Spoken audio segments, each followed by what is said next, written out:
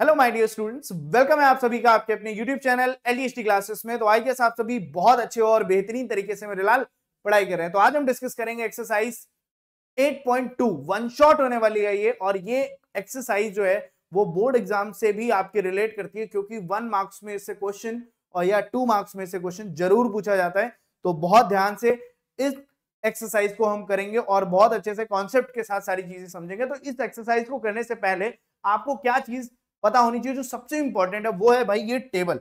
कौन सी? ये जो टेबल आपको दिख रही है, मैंने स्टार्टिंग इंट्रोडक्शन में भी बोला था कि भाई ये टेबल आपको कैसे प्रिपेयर करनी है, ट्रिक भी बताइए याद करने की। तो आपको ये वैल्यूज जो है वो याद होनी चाहिए। फिर देखते हैं कैसे इन वैल्यूज को हम क्वेश्चन में यूज करने वाले हैं। तो फर्स्ट जो क्वेश्चन है हमारा, इवेल्युएट द फॉलोइंग, मतलब इनकी वैल्यू बतानी है हमें। तो sin 60 cos 30 plus sin 30 cos 60 की वैल्यू बतानी है। तो भाई वापस से हम अपनी टेबल में चलते हैं।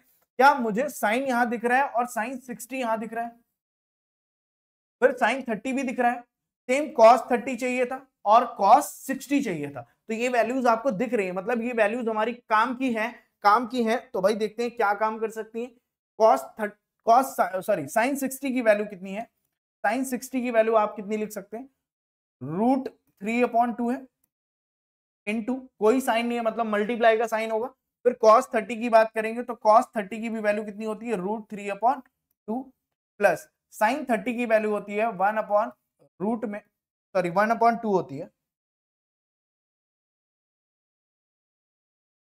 1/2 इंटू में 1/, राइट। तो इसको सॉल्व करना है। √3 क्या हो जाएगा आपका सर? 3, 2 2 4 प्लस 1/4। तो यहां से आप वैल्यू क्या लिखेंगे? 3 + 1 4 और डिनोमिनेटर में 4, तो कैंसिल आउट होके वैल्यू क्या आने वाली है? ये बात समझ में आ गई? बस इतना काम करना है ना आसान। अभी देखते हैं और भी क्वेश्चन है हमारे पास। तो आप सेकंड क्वेश्चन की तरफ बढ़ोगे तो यहाँ पे आपको पहले स्टार्टिंग में 2 दिख रहा है और स्क्वायर में है, तो इसमें बच्चे थोड़ा सा कंफ्यूज होते हैं। तो यहाँ पे कुछ और नहीं करना है, पहले जो नंबर पहले लिखी है उसको लिखना है। tan 45 की वैल्यू होती है 1 और उसका कर देना है स्क्वायर, प्लस cos स्क्वायर मतलब √3/2 का क्या करना है?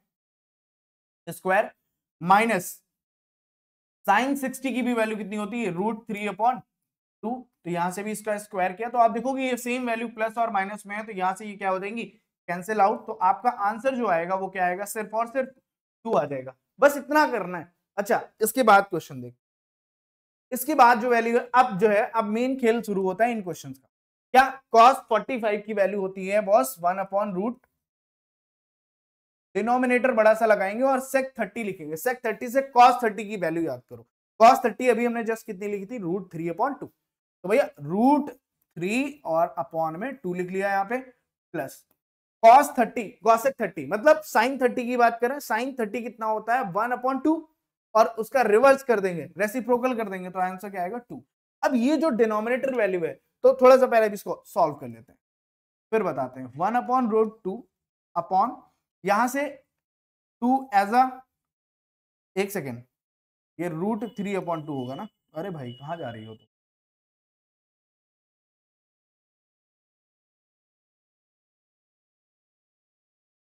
आया है ये, देखो cos की वैल्यू √3/2 होती है, sec की रिवर्स में रेसिप्रोकल होगी, मतलब 2/√3 हो जाएगी। तो यहां से इसको क्या लिख सकते हैं? 1/√2 और डिनोमिनेटर की बात करेंगे तो √3 एज अ एलसीएम हो जाएगा और ऊपर यहाँ पे वैल्यू आएगी 2 प्लस का 2 रूट।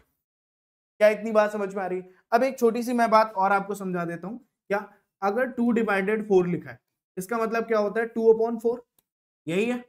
अब यहाँ पे हम इस साइन को जब मल्टीप्लाई में चेंज करते हैं तो ये क्या हो जाता है? इसका रेसिप्रोकल मतलब 1/, क्या होता है? 4। तो सेम वही काम करना है, ये इसके डिवाइड में लिखिए। मींस अब हम इसको क्या लिख सकते हैं? 1/, में √2 इंटू में √3 ऊपर और 2 प्लस 2√3। ये ऐसे आपको करना है। क्यों करना है? क्योंकि इससे आपकी कैलकुलेशन जो है ना वो आपको बहुत ज्यादा डिस्टर्ब नहीं करेगी। अब यहाँ पे मल्टीप्लाई करते हैं, तो मल्टीप्लाई करना कि भैया क्या आएगा आपका? ऊपर ऊपर वैल्यू मल्टीप्लाई की थी, √3 आ गया बॉस। नीचे √2 मतलब 2√2 आएगा, प्लस √2, ये 2 रूट का क्या हो जाएगा? इतनी बात समझ में आ गई? क्या इतनी बात आपको समझ में आई? इतनी बात अगर समझ में आ गई है तो मुझे इसके आगे आप लोग खुद ही आंसर कर दोगे, क्या मैं सही लिख रहा हूं? अब रैशनलाइजेशन करना पड़ेगा यहां पे। √3 अपॉन में क्या लिखा हुआ है? 2√2 प्लस का 2√6। कैसे रैशनलाइज करते हैं? जो भी वैल्यू लिखी होगी सेम वैल्यू लिखेंगे बट डिफरेंट साइन के साथ। √2 माइनस का 2√6 और ऊपर भी सेम वैल्यू से मल्टीप्लाई कर देंगे 2√2 माइनस का 2√। क्यों किया ऐसा? क्योंकि हमें क्या करना है, हमें डिनोमिनेटर से रूट हटाना है। तो अब यहां पे एक फॉर्म बनेगी, क्या ध्यान से देखोगे इस वैल्यू को तो आपको दिखेगा a प्लस बी और a माइनस बी, मतलब a square minus B square. बोलो।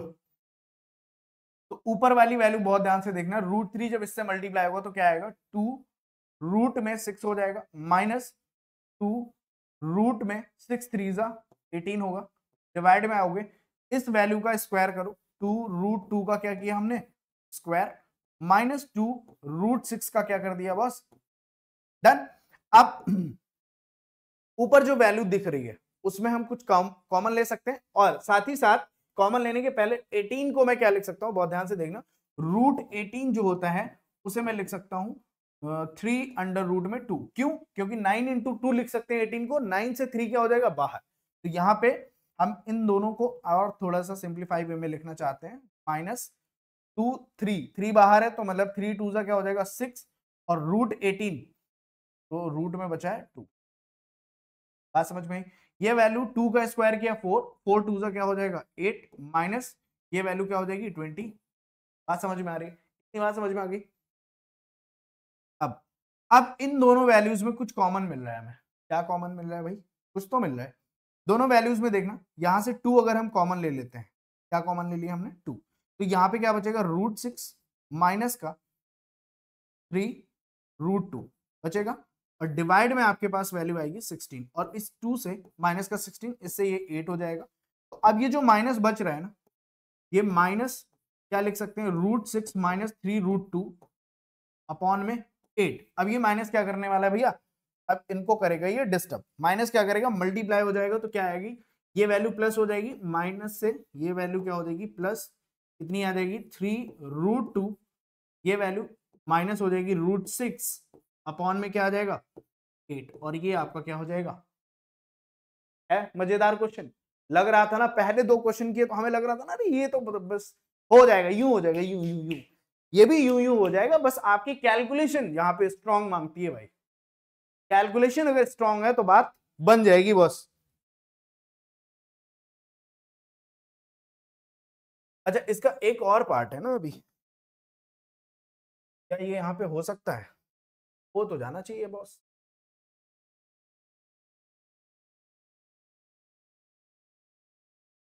अब देखते हैं इसको, हो जाएगा वैसे।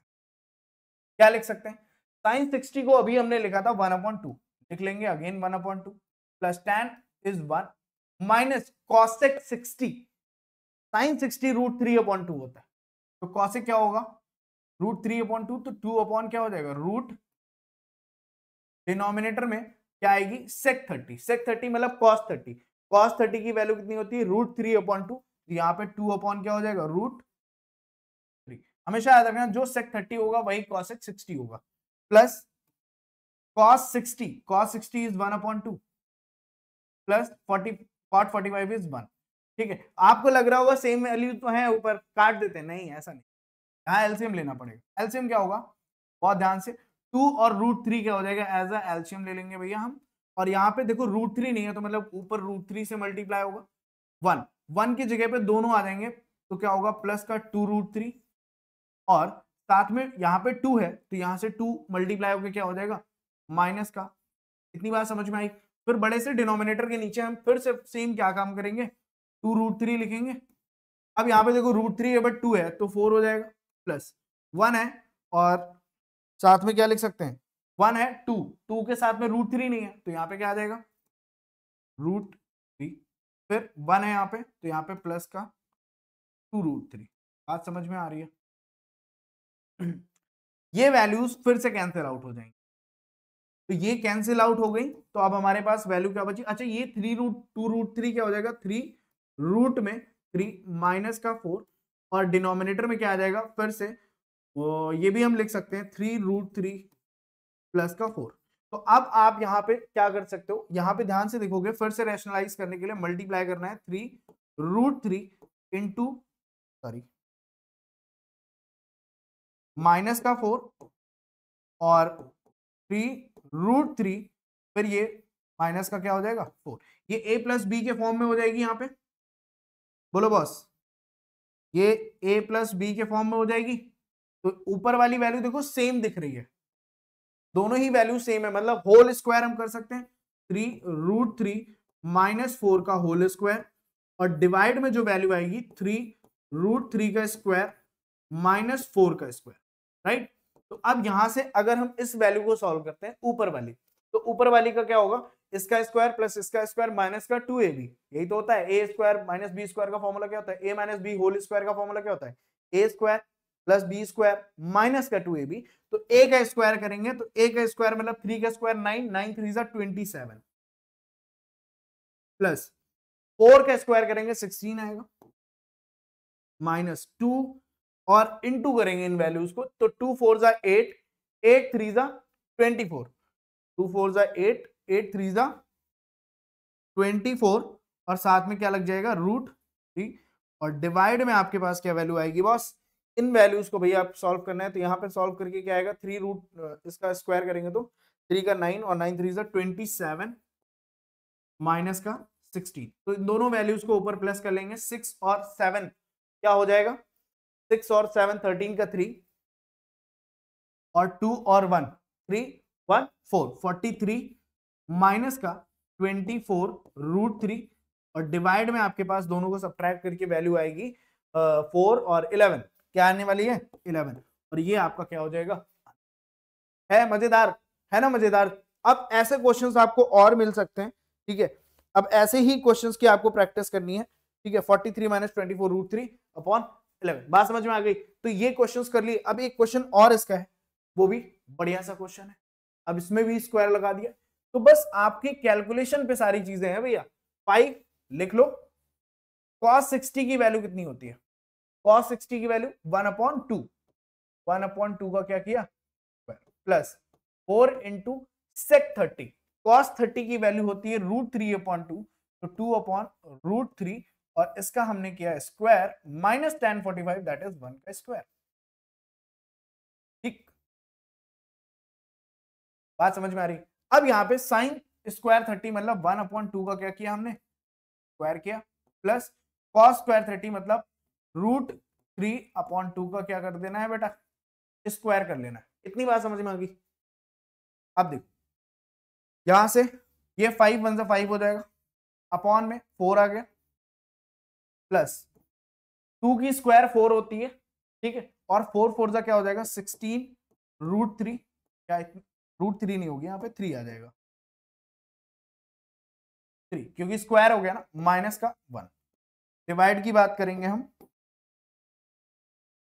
तो डिवाइड में यहाँ पे 1/2 मतलब 1/4 प्लस 3/4। बात समझ में आ गई? क्या इतनी बात समझ में आ गई? इतनी बात आ गई तो अब यहाँ पे ऊपर वाली जो वैल्यू है उसमें एलसीएम कितना आएगा? 12 और 4 3 मल्टीप्लाई करना पड़ेगा, 15 हो जाएगा, प्लस 16 4 जा 64,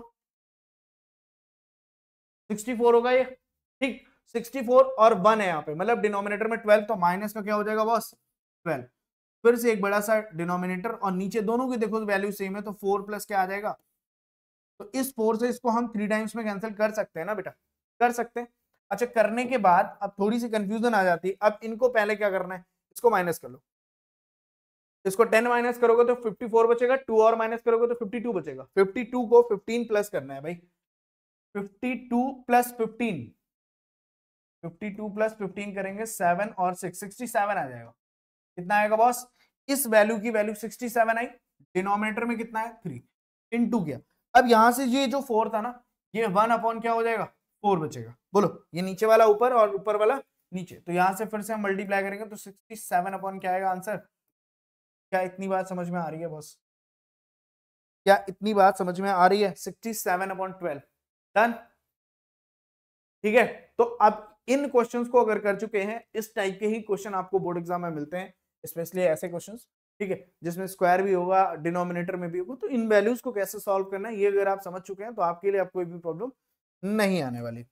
next, choose the correct option and justify your choice. मतलब अपना आंसर बताना है भैया, आंसर बताना है। तो यहाँ पे 2 लिखा हमने, और tan 30 की वैल्यू कितनी होती है?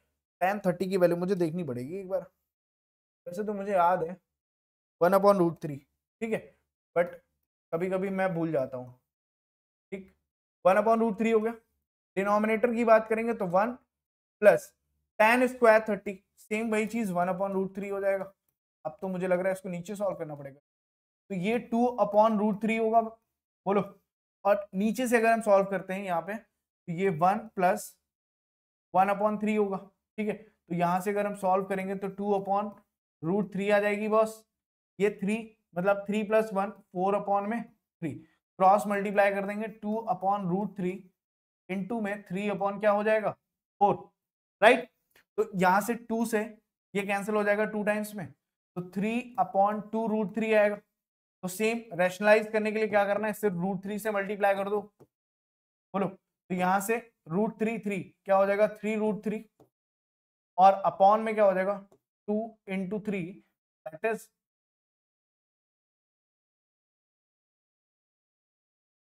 देखो ये दोनों 3 हो जाएंगे, 3 2 क्या हो जाएगा 6, तो इसको कैंसिल कर देते हैं 2 टाइम्स में, √3 तो मेरे लाल √3/2 किसकी वैल्यू होती है? √3 वैल्यू होती है किसकी? दो वैल्यूज होती है, sin 60 और cos 30। तो यहाँ पे देखो क्या cos 30 है, cos 30 नहीं है, sin 60 है। ऑप्शन ए जो है हमारा वो क्या हो जाएगा, राइट आंसर हो जाएगा। समझ में आ रही है बात? ठीक है, नेक्स्ट क्वेश्चन देखते हैं। 1 - tan स्क्वायर 45, ठीक, 1 - 1 का स्क्वायर अपॉन 1 + 1 का स्क्वायर। यहां से 1 - 1 का स्क्वायर क्या हो जाएगा 0, कुछ भी नीचे लिखा हो आंसर क्या आएगा 0। तो भैया 0 की वैल्यू किसकी है? ठीक है, देखो ऑप्शन ही आपको दिख गया 0, क्योंकि और तो कहीं 0 है नहीं। tan 90 0 होता नहीं है, 1 sin 45 कुछ होता, 0 आ गया डायरेक्ट। कुछ करना पड़ा, बस आपको वैल्यूज पुट करनी है, put the value get the answer, बस कहानी खत्म, लल्लन टाप बन जाओगे एकदम। ये वाला क्वेश्चन देखो और बेहतरीन सा है, इसमें क्या बोला गया है कि sin 2a की वैल्यू जो है वो 2 sin a की इक्वल होगी, कब a की वैल्यू क्या होगी, किसके लिए ये कंडीशन फुलफिल होगी, किस a की वैल्यू पे। तो भैया देखो 0 पे ही हो जाएगी क्योंकि ये दिख रहा है, बाकी किसी भी वैल्यू पे करोगे चेंज हो जाएगा। कैसे? अब जैसे sin 30 की वैल्यू यहां रखोगे तो sin 2a का मतलब होता है क्या, sin अगर 30 रखी तो 2 × 30, इसका मतलब क्या हो गया sin 60, बोलो, यही तो हो गया, यही हुआ। और sin 60 की वैल्यू कितनी होती है √3/2। अब सेम चीज हमें करनी है, जस्ट अपोजिट जो लिखा है 2 × sin 30, और sin 30 की वैल्यू कितनी होती है 1/2, कैंसिल आउट, फिर क्या आया। तो मतलब किसी भी वैल्यू पे नहीं होगा, सिर्फ और सिर्फ किस पे, 0 पे होगा, क्योंकि 0 क्या है, राइट आंसर है। बात समझ में आ रही है? आ रही है। नेक्स्ट करें, मतलब इतना इतना आसान है भाई, ट्रिग्नोमेट्री हवा बना रखा है तुम लोगों ने ट्रिग्नोमेट्री, बस चीजें समझते नहीं हो। 230 डिग्री 1/- tan स्क्वायर 30 डिग्री की वैल्यू क्या होगी, किसके बराबर आएगी? तो यहां पे देख लो 2 × √3, 1/√3 होती है, 1/√3, फिर 1 - 1/√3 का स्क्वायर, तो ये 2/√3 हो जाएगा। यहाँ पे 3 हो जाएगा, ये 1 हो जाएगा, 1/3 करेंगे ना, ये 1 - 1/3 आ जाएगा। तो 2/√3 अपॉन में ये 3 मल्टीप्लाई होगा -1/में, ठीक। कितनी बात समझ में आ रही? 3, तो 2/√3 इंटू में हम क्या लिख सकते हैं इसको 3, और ये वैल्यू क्या हो जाएगी 2, तो 2 से 2 कैंसिल हो जाएगा, ठीक। और 2 से 2 कैंसिल हो जाएगा, 3/√3 आ जाएगी। आप कहोगे सर ये किसकी, अभी तक हमने ट्रिग्नोमेट्री में वैल्यू नहीं पढ़ी, तो इसको मेरे लाल रेशनलाइज तो कर लो। रेशनलाइज करोगे क्या आएगा √3 नीचे और ऊपर भी √3, तो यहां से क्या आ गया 3√3 अपॉन में 3, 3 से 3 कैंसिल, √3, तो √3 आपको पता है सिर्फ tan और cot में आती है ना, तो cot 30 पे आती है, tan 60 पे आती है, तो cot तो लिखा नहीं है, tan 60 लिखा है। ऑप्शन जो सी है वो क्या हो जाएगा, राइट हो जाएगा। ठीक है, this is the right choice baby. ठीक, समझ में आई, समझ में आ गई। तो अब ये क्वेश्चन एक और आ गया भाई, क्वेश्चन खत्म, ला ला ला ला, क्वेश्चन खत्म ही नहीं हो रहा है। अच्छा, if tan a plus b is equals to √3 है, लिख लेते हैं tan a plus b is equals to √3। ठीक, एंड आपसे क्या बोला गया है, tan a माइनस बी की वैल्यू कितनी है, 1/√3। थोड़ा सा अगर टेबल पे नजर डालोगे तो पता चल जाएगा, फाइंड a एंड b। तो आप यहां पे देखना कि इस कंडीशन के लिए a प्लस बी की वैल्यू क्या हो जाएगी, 60 डिग्री। क्या हो जाएगी, 60 डिग्री। क्यों मैं बोल रहा हूं ऐसा, क्योंकि tan 60 की वैल्यू √3 होती है ना, मतलब अगर यहां पे 60 लिखा होता तो ये दोनों बराबर हो जाते। सेम यहां पे क्या होता है, क्या tan a माइनस बी के प्लेस पे क्या लिखा होना चाहिए, a माइनस बी के प्लेस पे 30 डिग्री लिखा होना चाहिए। बोलो, तो दोनों ही इक्वेशन दिख रही है, इक्वेशन नंबर 1 आपके पास है और इक्वेशन नंबर 2 है। By substituting on subtracting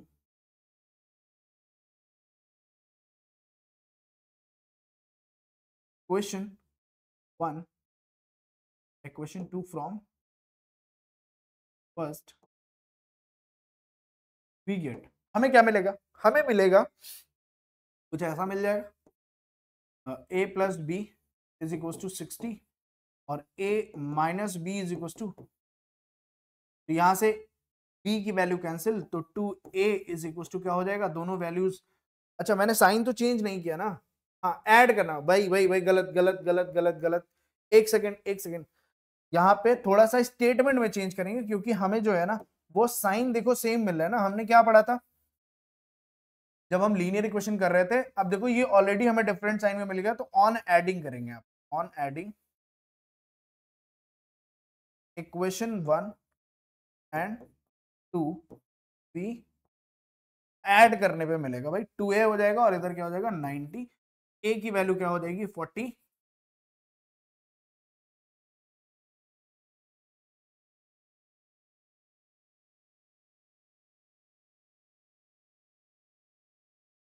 same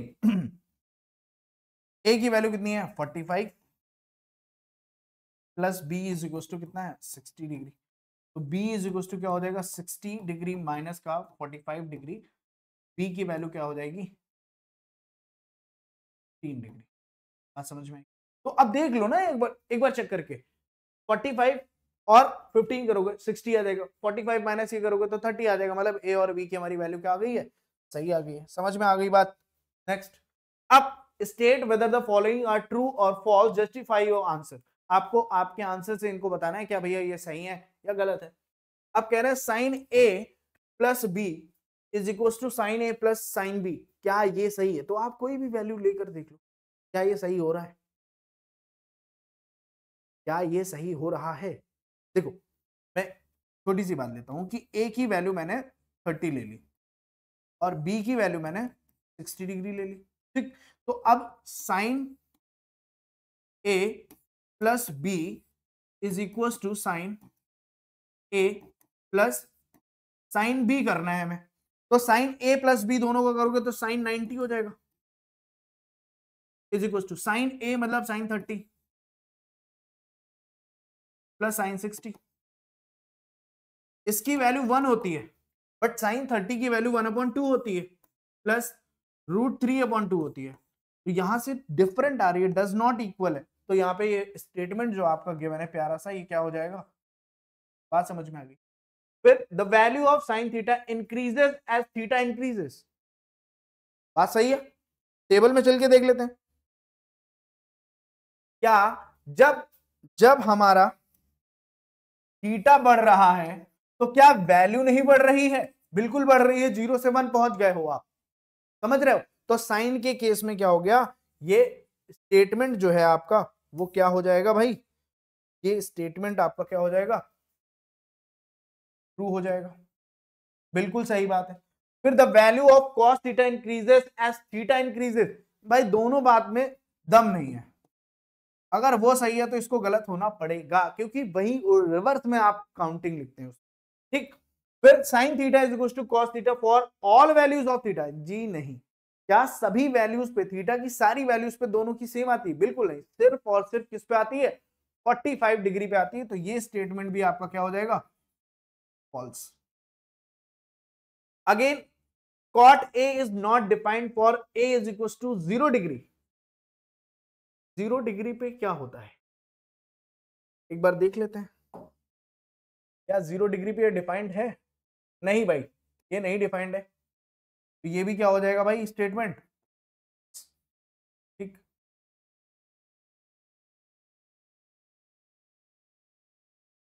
बात समझ में आई? तो ये आपके ट्रू फॉल्स थे। ये आपका इस एक्सरसाइज का लास्ट क्वेश्चन था। सारे के सारे क्वेश्चन आपको डिटेल में मैंने समझा दिया, क्या चीजें करनी है आपको, कैसे करनी है, कैसे आपकी कैलकुलेशन। भाई कैलकुलेशन डिवाइड वाले क्वेश्चंस में आपको स्ट्रॉन्ग करनी पड़ेगी, और जो रूट वाले हैं रैशनलाइज करना मत भूलना। जब भी board exam, pre board, half yearly, कहीं पे भी आप कर रहे हैं तो रैशनलाइज करके ही आपको आंसर लिखना है। आपको डायरेक्ट आंसर लिख के वहां छोड़ना नहीं है, ठीक है। जब आपके पास एमसीक्यूज में फॉर्म में होगा तो वहां पे आपको दिख रहा होगा आपका आंसर मैच नहीं करेगा। बट अगर नॉर्मल आपको क्वेश्चन पूछा गया है 1 या 2 नंबर में, तो वहां पे उस केस में आपको क्या करना है? आपको रैशनलाइज फॉर्म में डिनोमिनेटर को रैशनलाइज करके आपको क्या करना है? आंसर देना है, ठीक है। समझ में आ गई बात? ठीक है। तो बाकी हमारी नेक्स्ट क्लास जो होगी वो 8.3 की होगी, बट उससे पहले भैया आपको करनी है अब प्रैक्टिस स्टार्ट। और जो भी आपके डाउट्स हैं आप टेलीग्राम चैनल को ज्वाइन कर लीजिए, वहां पे सारी की सारी अपडेट्स आपको मिलती हैं। आपकी टेंटेटिव डेट शीट भी आ चुकी है। तो मेरे लाल अब पढ़ना स्टार्ट कर दो, अब यही सही मौका है, ठीक है। बाकी पढ़ते रहो, मस्त रहो, take care, all the best, bye bye.